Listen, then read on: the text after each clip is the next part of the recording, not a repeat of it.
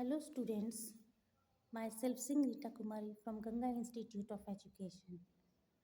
आज हम erection psycho social development theory के बारे में डिस्कस करेंगे। Psycho social development theory basically erection ने दिया है। इन्होंने कुछ स्टेजेस में बता रखा है किस तरीके से हमारी साइको सोशल डेवलपमेंट होती है बच्चों की। इरिक इरेक्शन एक जर्मन अमेरिकन साइकोलॉजिस्ट है। ठीक है, इन्होंने ह्यूमन डेवलपमेंट को 8 स्टेजेस में बांटा है, इन्फेंसी को से लेकर ओल्ड एज तक। इन्होंने हर एक स्टेज में बताया है कि बच्चों को कोई कॉन्फ्लिक्ट या क्राइसिस फेस करनी होती है उनको आगे की स्टेज कवर करने के लिए। जब वो कोई कॉन्फ्लिक्ट या क्राइसिस कवर कर लेते हैं उस स्टेज की रिलेटेड, तब जाके वो फिर एक अच्छे इंडिविजुअल के वे में आ पाते हैं। कोर कंसेप्ट, हर एक स्टेज के अंदर एक क्राइसिस और कॉन्फ्लिक्ट है दो अपोजिंग फोर्सेस में। सक्सेसफुल अगर रिजोल्यूशन होता है उस वर्च्यूज़ का, पॉजिटिव ट्रेड्स का, तो बच्चा आगे की तरफ जाता है विकास की तरफ, और फेलियर अगर होता है तो बच्चे डिफ़िकल्टीज़ में फेस कर सकते हैं।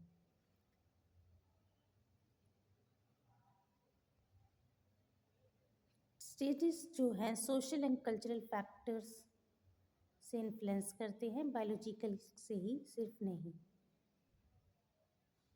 बेसिकली आज हम 8 स्टेजेस कवर करने वाले हैं साइको सोशल डेवलपमेंट के।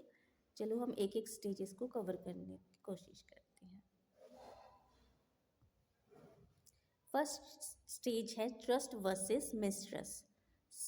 ट्रस्ट वर्सेस मिसट्रस्ट स्टेज में ये बताया गया है कि बच्चे को अगर प्रॉपर केयरिंग सपोर्ट अपने पेरेंट्स से, अपने केयर गिवर से मिलता है तो बच्चे जो है ट्रस्ट की भावना अपने में उत्पन्न कर सकते हैं।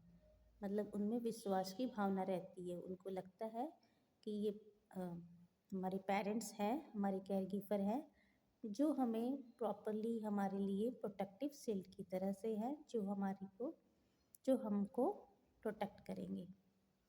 लेकिन अगर इस स्टेज पे बच्चे को केयर एंड अफेक्शन नहीं मिल पाता है, रिजॉल्व नहीं कर पाते हैं बच्चे इस क्राइसिस को, तो वो मिसट्रस्ट या फियर की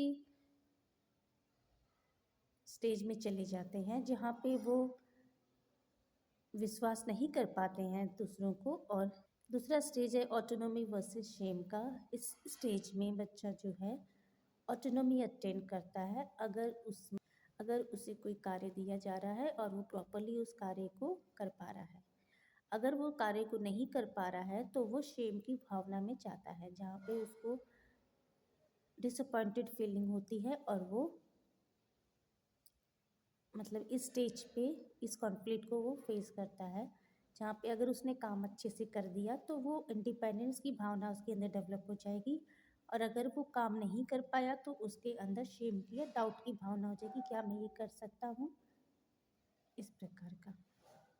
थर्ड स्टेज है इनिशिएटिव वर्सेस गिल्ट का। ये 3 से 6 साल की उम्र के होता है। इसमें ये होता है कि बच्चे को कार्य दिया गया है और बच्चा कार्य करता है। गलती तो होती है लेकिन गलती से ही सीखी जाती है। तो बच्चे को आज़ादी दी जा रही है कार्य करने के लिए, तो वो इनिशिएटिव लेगा, वो काम करेगा। लेकिन अगर उसको आज़ादी नहीं दी जा रही है, इनिशिएटिव नहीं लेने दिया जा रहा है, उसको पनिश किया जा रहा है या उसको बोला जा रहा है, तो बच्चा जो है वो काम करने की कोशिश नहीं करेगा, उसके अंदर गिल्ट या फियर की भावना उत्पन्न होगी। फोर्थ स्टेज है इंडस्ट्री वर्सेस इन्फीरियरिटी का। ये 6 से 12 साल की उम्र का होता है।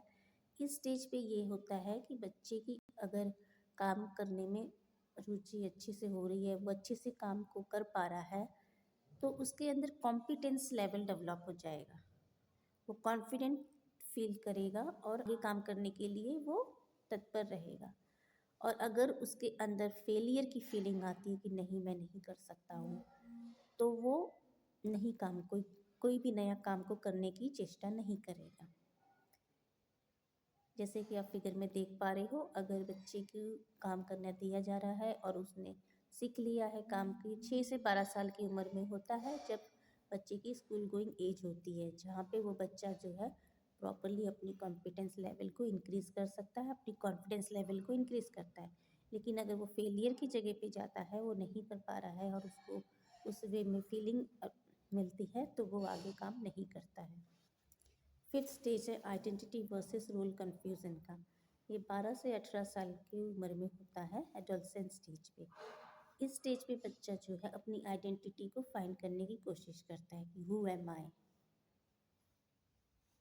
अगर वो अपनी आइडेंटिटी को समझ पाता है, अपने आप को पता कर पाता है, अपनी क्षमता, सब विकास, नीड्स, एबिलिटी, सब चीज़ को समझ लेता है, तो वो एक अच्छा व्यक्ति उस हिसाब से बन पाता है। लेकिन अगर वो कन्फ्यूज़ रहता है, चीज़ों को नहीं समझ पाता है, तो उसके अंदर जो है कन्फ्यूज़न की फीलिंग रहती है।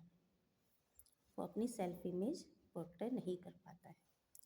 इंटीमेसी वर्सेस आइसोलेशन, ये 18 से 40 साल की उम्र के होते हैं।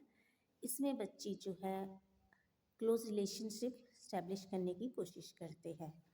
तो यहाँ पे लव और फीलिंग की भावना ज़्यादा रहती है।